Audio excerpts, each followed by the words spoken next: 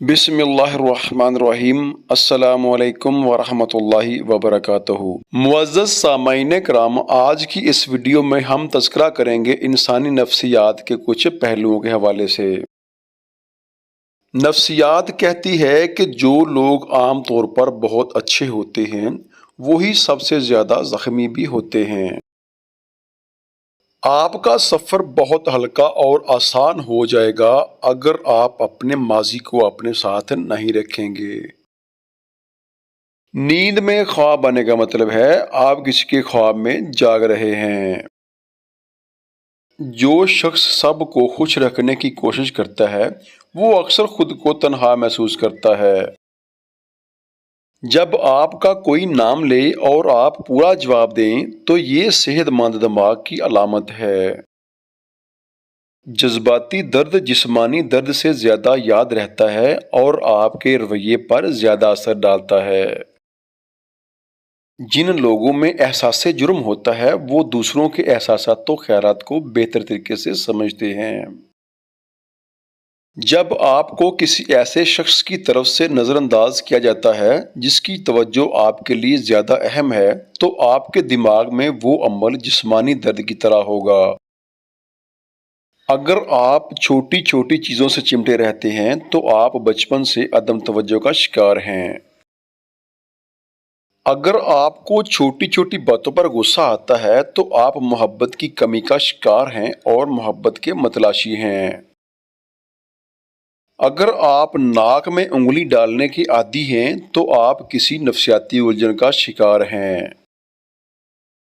अगर आप चलते हुए बार बार पीछे मुड़कर देखने के आदी हैं तो आप घर से मिलने वाली मोहब्बत का शिकार हैं।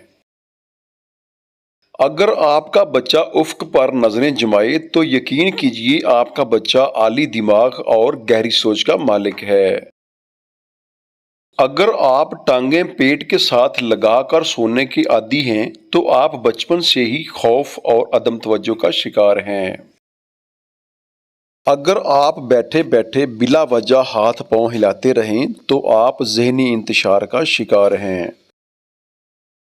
अगर आप सीधी लाइन में बआसानी नहीं चल सकते तो यकीन कीजिए आप कुव्वते समात में किसी खराबी का शिकार हैं। अगर आपका बच्चा ज़्यादा देर तक रोता रहता है तो वो आसाबी कमज़ोरी का शिकार है।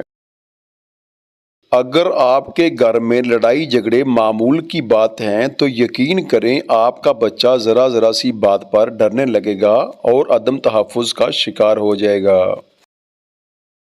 बात करने के दौरान सामने वाला अगर बार बार चेहरा और आंखें फेरे और जिस्म को हरकत दे तो इस बात का यकीन कर लीजिए कि वो आपकी बात से मुत्फिक नहीं है। बच्चों का कागज़ पर आड़ी तिरछी लकीरें खींचना उनके ज़ख़ीरा अल्फाज का इजहार है। अगर आपके जहन में किसी काम के हवाले से दो मंसूबे हैं तो आपको अपने पहले मंसूबे की कामयाबी पर कम ही यकीन आएगा। किसी भी काम को सरअंजाम देते हुए उस काम की इब्तिदा से इख्तिताम दरमियानी हिस्से की निस्बत ज़्यादा याद रहता है। अगर आप अपने मकासद दूसरों को वक्त से पहले बता देंगे तो आपकी मोटिवेशन कम हो जाएगी और कामयाबी के चांस भी कम हो जाएंगे। किसी भी परेशानी वाली सूरत हाल का असर हम पर ज़्यादा से ज़्यादा 7 मिनट तक रहता है, उसके बाद का असर उस पर सोचने के बायस होता है। मिलते हैं एक नई वीडियो के साथ, तब तक के लिए अपना बहुत सारा ख्याल रखिएगा। अस्सलामु अलैकुम वरहमतुल्लाहि वबरकातुहू।